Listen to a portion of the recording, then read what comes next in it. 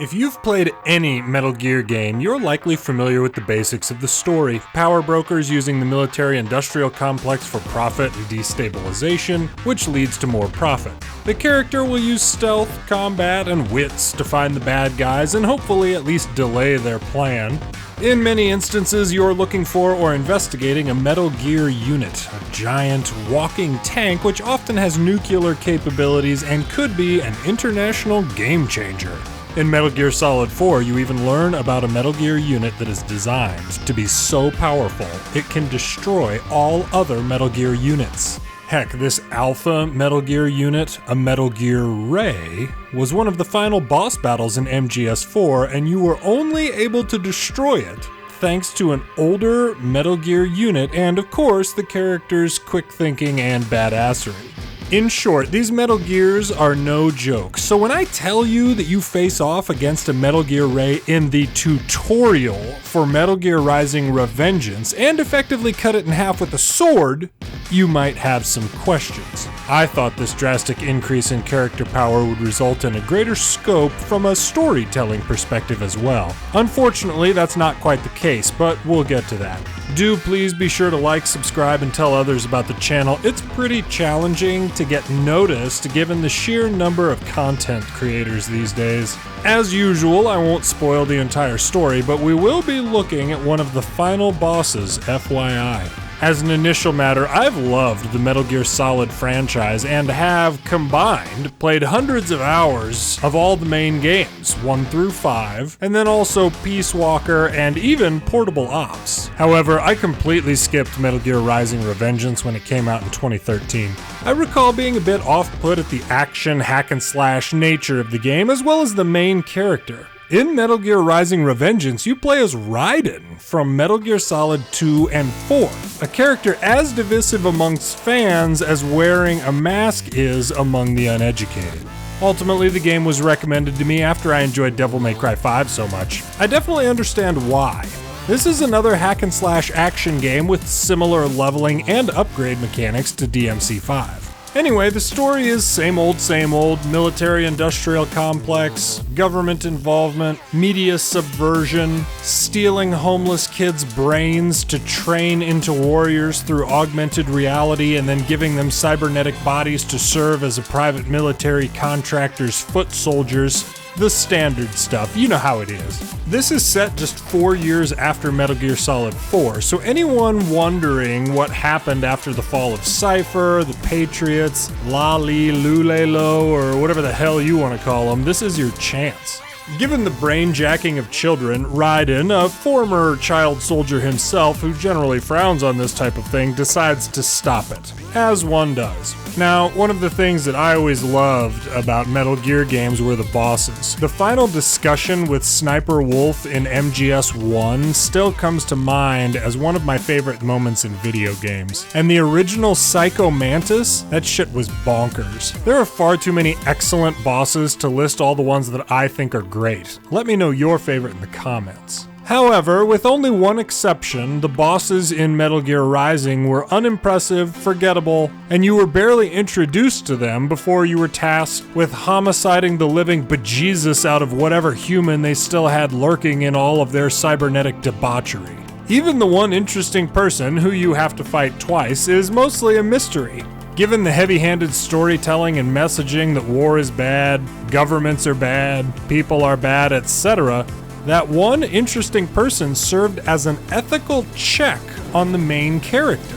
Pretty interesting, right? Well, it never goes anywhere. I've never been as disappointed as this with the bosses in a Metal Gear game. Shit, you ever seen that Will Smith movie, Wild Wild West? You know, West, Jim West, Desperado, Rough Rider, no you don't want nada? How about the bad guy? You remember him? It was Arliss Lovelace, who was played by the same actor as Gilderoy Lockhart from Harry Potter. Do you remember the giant mechanical walking spider that Gilderoy made to impress Gladys Gudgeon and all his other adoring fans in Wild Wild West? Well, that thing is the final Metal Gear you face. And oh yeah, the main bad private military company in this game, it's called Desperado. I was a bit surprised Will Smith's song Wild Wild West wasn't the final boss fight music.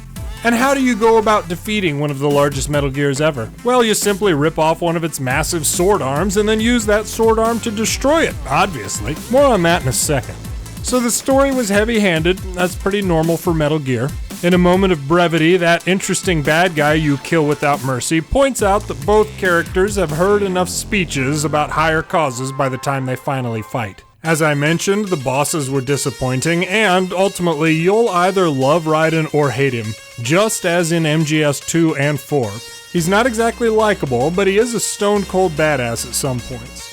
The gameplay, on the other hand, was great. I played on easy mode because I'm absolute trash at these types of games. There was still some challenge, #BadAtGames, and I had fun seeing all that Raiden could do. He's come a long way from running around naked for a not insignificant amount of time in MGS 2. I'll never be a combo king, but the upgrades, weapons, unlocks, and, yes, cardboard boxes kept the gameplay interesting throughout. The enemies became just plain annoying by the end, though. Many of them had armor you had to whittle down before you could enter the bullet time-esque slasher mode, which allowed you to kill them outright, or at least much faster. But that brings me back to Raiden's power here. The dude destroyed a Metal Gear Ray in the tutorial, which was before he was upgraded. He single-handedly beat one of the largest Metal Gears ever into scrap metal with its own arm, but he has to whittle down some dude's leg armor? In this game, Raiden is clearly capable of just picking that guy up, breaking him in half, and throwing the halves into different time zones. Raiden's power creates a bit of a narrative problem for me. If he is that powerful, then there is no risk to the balance of world power. Raiden is damn Superman. He can go anywhere and stabilize things if some PMC, government, or other ne'er-do-well group is getting out of hand. Raiden basically makes Metal Gear units irrelevant. The whittle down the armor heavy gameplay at the end was really quite frustrating given Raiden's established power. I'll also briefly point out that this game came out in February 2013, and the main bad guy is a politician who talks about making America great again, undermining the media, cultivating the American sense of self-worth to incite violence and nationalism, and promoting that only the powerful should get to live. The weak will be purged, and the strongest will thrive, free to live as they see fit. They'll make America great again! Sounds a lot like a political campaign from 2015 may have taken some notes. Now, save yourself the comment, I'm aware that MAGA has been around since Reagan. Ultimately, I'm still not sure if I liked Metal Gear Rising: Revengeance. I undoubtedly viewed it with rose-colored glasses because I just welcomed the classic Metal Gear Hideo Kojima storytelling. A whole generation of gamers grew up on the MGS brand of satire. Being able to experience a new-to-me game with that same satirical approach really made me nostalgic for the good old days, playing Metal Gear Solid as a kid in my basement in 1998 when all we had to worry about ending the world was Y2K. Those were the days.